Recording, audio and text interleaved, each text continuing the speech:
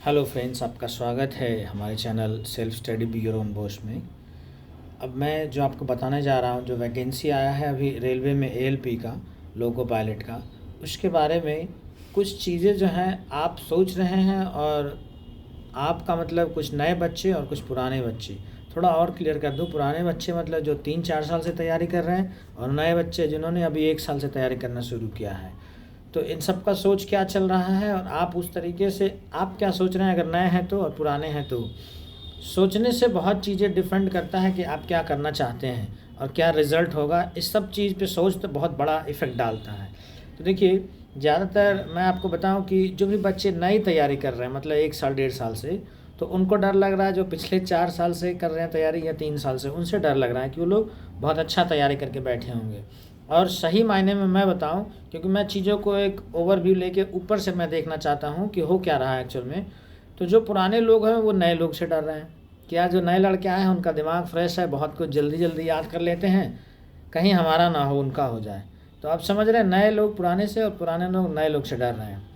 लेकिन अभी भी सिलेक्शन चाहे नया बंदा हो या पुराना हो, सिलेक्शन किसी का भी हो सकता है, बशर्ते कि वो आगे की जो 15 दिन है उसको किस तरीके से मोल्ड करता है, ढालता है अपने हिसाब से।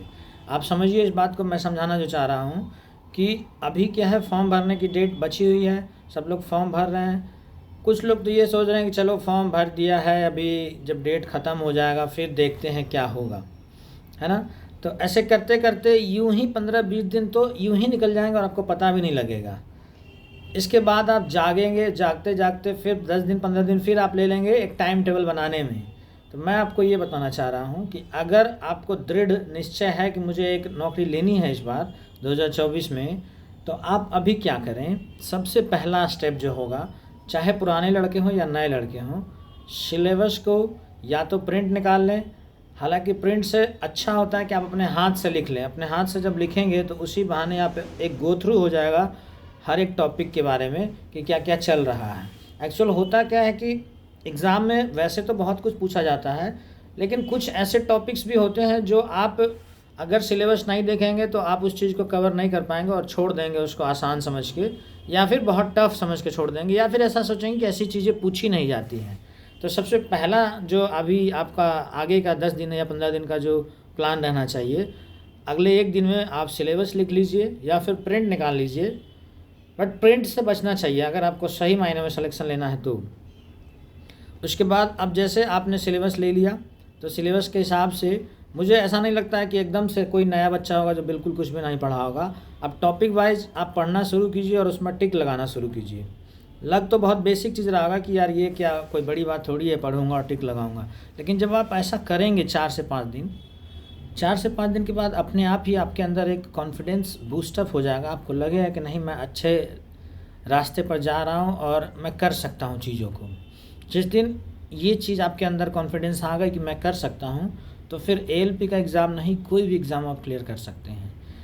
अब आप ज़्यादा चीज़ें नहीं सोचिए, पूरा आप ध्यान रखना है कि 2-3 पॉइंट, क्योंकि चीज़ें बहुत है बताने के लिए मेरे पास, आगे वीडियो में बताया जाएगा। लेकिन अभी फ़िलहाल के 10 दिन में आपको क्या करना है, पहला तो सिलेबस लिख लीजिए। उसके बाद जो टॉपिक्स आपको ऐसा लगता है कि ये टॉपिक्स मेरा पढ़ा हुआ है, अभी क्या है 2 चीज़ पैरेलल लेके चलिए, क्योंकि टाइम बहुत ज़्यादा नहीं है।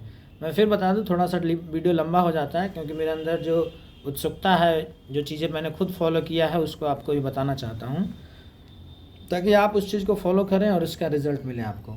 करना क्या है, आपको जो टॉपिक्स आपने जैसे सिलेबस लिख लिया, मैं आराम से इसलिए बता रहा हूँ कि आप चीज़ों को बहुत अच्छे से समझें और उसको इम्प्लीमेंट करें। आपने टॉपिक लिख लिया, टॉपिक लिखने के बाद आप देखिए कि क्या क्या इसमें पढ़ा हुआ है। जो सिलेबस या जो टॉपिक आपका पढ़ा है ऑलरेडी, अब आप सोचेंगे कि उसको दोबारा पढ़ूँ।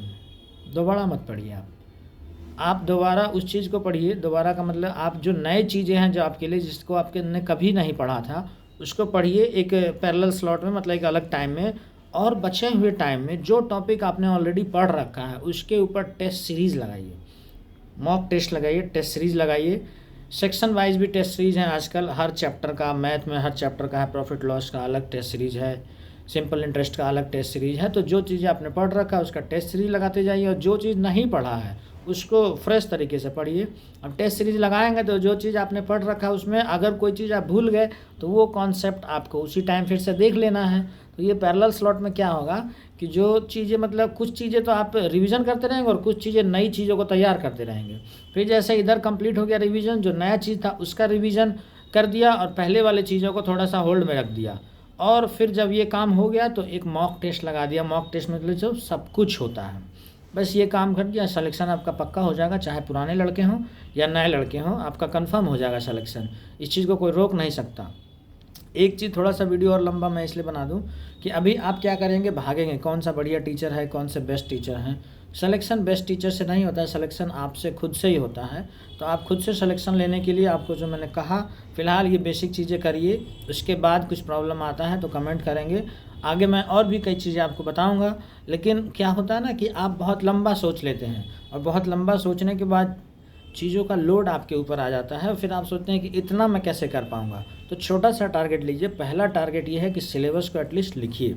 उसके बाद ये सिग्निफाई कीजिए इसमें कि क्या क्या चीज़ आपने पढ़ रखा है। पढ़ रखा है तो उस पर टेस्ट लगाना है, नहीं पढ़ रखा तो उसको फ्रेश तरीके से पढ़ना है। जब उसको पढ़ लिया तो उसका भी उसमें टिक लगा देना है कि मैंने पढ़ लिया। इस तरीके से आपको सिलेबस कवर करना है और फिर आप जैसे ही सब काम कर लेंगे तो उसके बाद आपका सिलेक्शन कंफर्म है। आगे भी वीडियो हम बनाएंगे आपके लिए। बहुत बहुत धन्यवाद। चैनल को सब्सक्राइब और लाइक करेंगे। Self study be your own bonus channel है। मैं खुद भी रेलवे में हूँ, तो इसीलिए हालांकि रेलवे या क्या कोई भी एग्ज़ाम क्लियर करने के लिए यही तरीका होता है। शुरुआती में हम लोगों को भी नहीं पता होता था, हम भी बहुत कुछ यूट्यूब पे ही ढूंढते रहते थे। बट फाइनल जब सिलेक्शन हुआ तो हमें पता लगा कि हम क्या चीज़ मिस कर रहे थे, जिस वजह से उतने दिन से सिलेक्शन नहीं हो पा रहा था। इसलिए मैंने आपके साथ ये शेयर किया है। तो अभी छोटा सा जो पॉइंट मैंने बताया बस उसी को फॉलो कीजिए। बाकी आगे और भी कई चीज़ें हैं इसके बारे में जो मैं आपको बताऊंगा। बहुत बहुत धन्यवाद।